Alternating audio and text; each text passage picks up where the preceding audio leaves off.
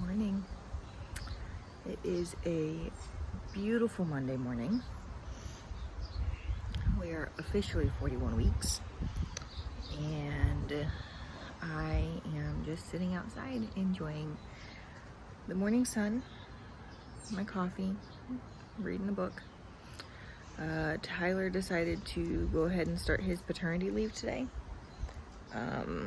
We didn't really want to start until baby girl got here, but I'm running out of steam with Neil, and I think it's showing in the house and with Neil, like he's kind of acting out a little bit. So Tyler started this week. They're both still sleeping, so I'm just enjoying my morning. So ever since last Thursday, I've been in pretty significant amount of pain in my pelvis. There's been a lot of pressure. My pubic symphysis has been really flared up. I actually didn't realize how much pain I was in. So I called my chiropractor. She was able to get me in today. And I literally felt like a whole new woman walking out of there. I'm always so amazed that we live with so much pain and don't even realize how much pain we live in sometimes until that pain goes away. So I'm hoping, because my chiropractor did say that she was super restricted. She was super low, but she was super restricted. So I'm hoping that all of that chiropractic adjustments is going to kickstart labor with how low she is. And hopefully we'll have a baby in the next 24 to 48 hours. But I've been saying that for the last 2 weeks, so yay. It's Tuesday. I guess it's the 28th.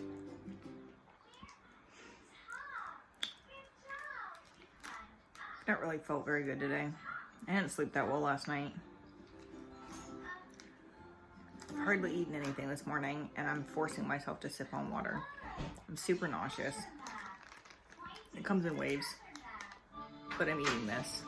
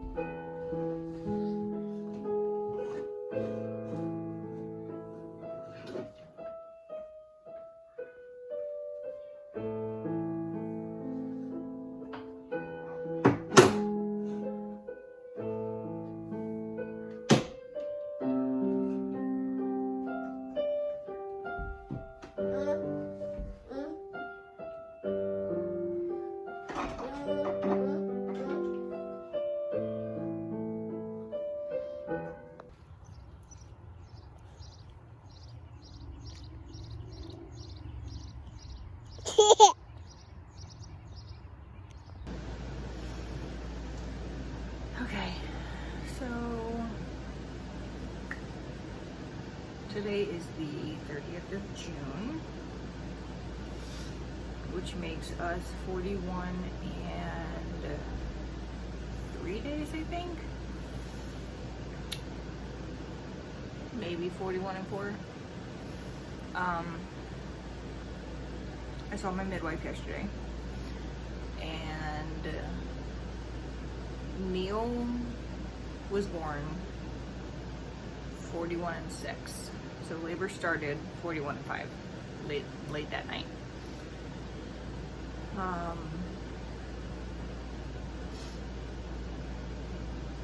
So we're getting to the point now where it's the same time frame as Neil's birth. And we have decided that it would be a good idea for me to see an OB who specializes in breech vaginal births, but in the hospital. So at home, labor has to start spontaneously in order for a breech vaginal birth to happen at home. We just don't have the same monitoring systems, you know? And also, if something were to happen, baby's heart rate were to drop dramatically, or you know, whatever, we don't have the safety net of being rolled into the OR and having an emergency C-section. So, you know, we're taking all of that into account. We're seeing this OB that my midwife recommends all of her breech birth mamas to see, and I am waiting for them to call me back at the moment so that I can try and get in. Unfortunately, he just got back from vacation. It's Thursday and it's a holiday weekend. So we are really pushing it, and I'm 41 weeks, which most hospitals would have never let me go to. So we're really pushing it right now. So I don't know if she's a nurse or just the secretary, but she's gonna basically talk to him during lunch, and I'm gonna get a phone call here in a couple hours, see if we can't fit me in either today or tomorrow. And we're just gonna get an ultrasound probably. I'm sure that he's gonna check like all my vitals and just make sure that, you know, a breech home birth is still in our best interest, and if not, then we might have to transfer care to the hospital. That does not necessarily mean that I am automatically going to have a C-section with him. It just means that with where we are at with this birth, time frame wise, we might have to induce, and we can't do that at home. We would have to do that in the hospital. Not my favorite idea, but I also recognize that there is a certain point in pregnancy where the baby just kind of has to come out. Like, at a certain point, the placenta is going to start deteriorating, and that's different for every mom, but we typically see a downward trend in the health of the placenta starting around 42 weeks. There are moms that will go to 42 and a half, 43, and their placentas are fine. And then there are others where they're not fine. So it's just kind of, you know, it's a guessing game, unfortunately, and you have to make the best decision for yourself. So right now we are building a backup plan.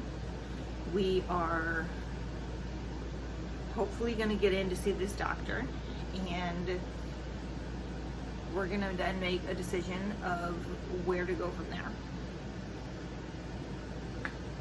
I'm hoping that I can continue to stay at home, because it is where I feel most comfortable. I really don't like hospitals, but I do recognize that they are there for a reason. So here we go. It is 2:51, I still have not heard back from the doctor's office to see if they can get me in.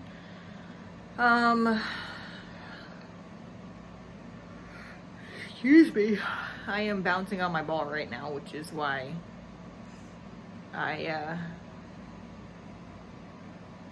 am bouncing up and down.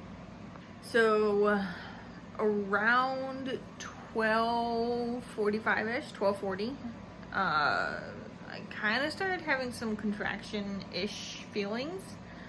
And they've been super inconsistent, which is why I'm bouncing on my ball. Because if I don't have to see this doctor, I would much rather not see this doctor. So I'm definitely able to talk through them. They last anywhere from 30 seconds to a minute. They are anywhere from 3.5 minutes to 10 minutes apart. Like I said, super inconsistent. They start kind of at the top of my belly and work their way down as they get more intense.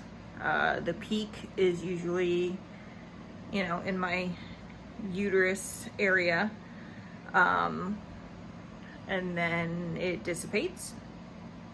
I sent my husband out to go get pineapple. Pineapple was what worked. I made this weird pineapple smoothie with Neil where I did half the pineapple, I think. So I cut off the outside pieces. I did half of the whole pineapple, put it in a blender with some almond milk or something, some cinnamon and some nutmeg, and I drank that. And I did that for 2 nights, and then Neil came the next day. I don't know if it worked or if it was just time for him to come. Nobody will ever know. But I sent Tyler out for pineapple. So I will be drinking a pineapple smoothie soon.